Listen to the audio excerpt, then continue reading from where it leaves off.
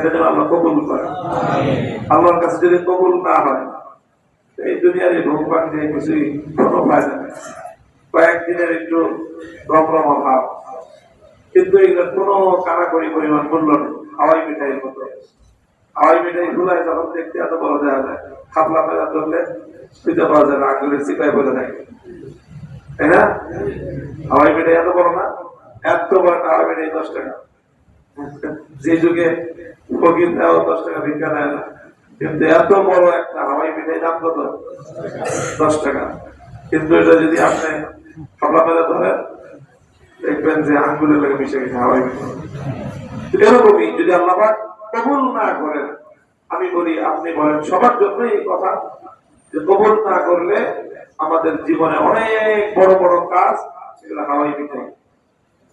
আল্লাহ যেন কবুল করেন।